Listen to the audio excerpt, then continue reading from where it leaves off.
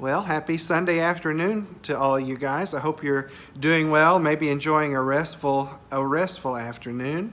I'm resting now. I've been doing some things around the house. I've been painting today, so I've got paint all over my shirt. I'm sorry I did not dress up for this video, but rather just decided to take a break. And while I was working, I was thinking of hymns from this morning, particularly one of my personal favorites, which is Great is Thy Faithfulness. I think it's probably a favorite of many of yours as well. And last Sunday I read a hymn story from this book called Then Sings My Soul. It's a book of hymn stories, tells stories about lots of different hymns. And I was just thinking, I wonder if the story about Great is Thy Faithfulness is in this book. Sure enough, it is. So I sat down and read it, and I thought I might as well read it, share it with you all. So maybe you'll enjoy it as well. So here's a little background and history of where Great is Thy Faithfulness came from.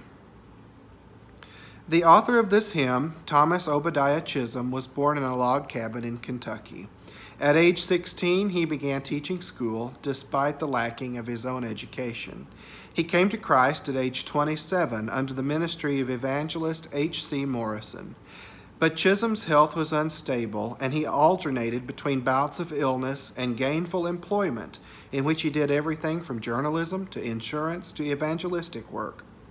Through all the ups and downs, he discovered new blessings from God every morning. The third chapter of Lamentations 3 became precious to him.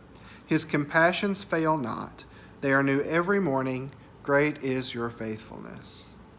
Thomas later admitted that there was no dramatic story behind the writing of Great is Thy Faithfulness.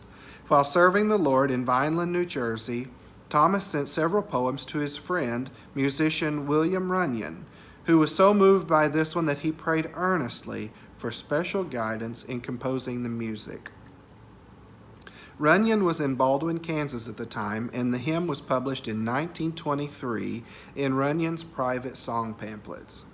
It went rather slowly for several years, Thomas recalled. Then Dr. Will Houghton of Moody Bible Institute of Chicago discovered it and would say in chapel, "Well, I think we shall have to sing Great is Thy Faithfulness."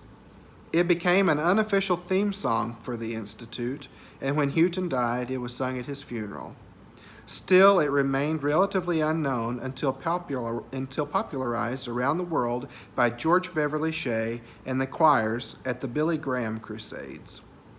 Thomas spent his retirement years in a Methodist home for aged in Ocean Park, New Jersey, where he was frequently seen walking by the ocean and along town streets. Tom Rich, a resident of Ocean Park, recalls his pleasant demeanor as he dropped by the diner, sat on park benches, and fellowshipped with friends at Ocean Park's summer Bible conferences. Thomas died in Ocean Park in 1960. During his lifetime, he wrote 1,200 poems and hymns. In addition to Great is Thy Faithfulness, he is the author of well-known "Oh, to Be Like Thee" and the hymn "Living for Jesus." So anyway, there's the story of Great is Thy Faithfulness.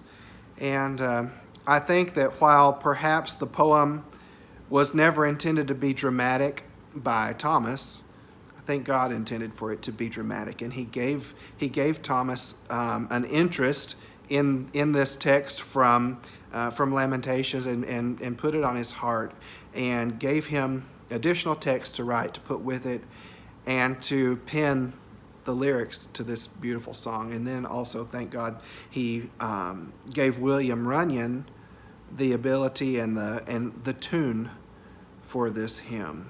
Like I said, it's one of my personal favorites. I think it's probably one of your favorites as well. So I just leave you with a short little section from this song, just a brief phrase from the lyrics of this hymn.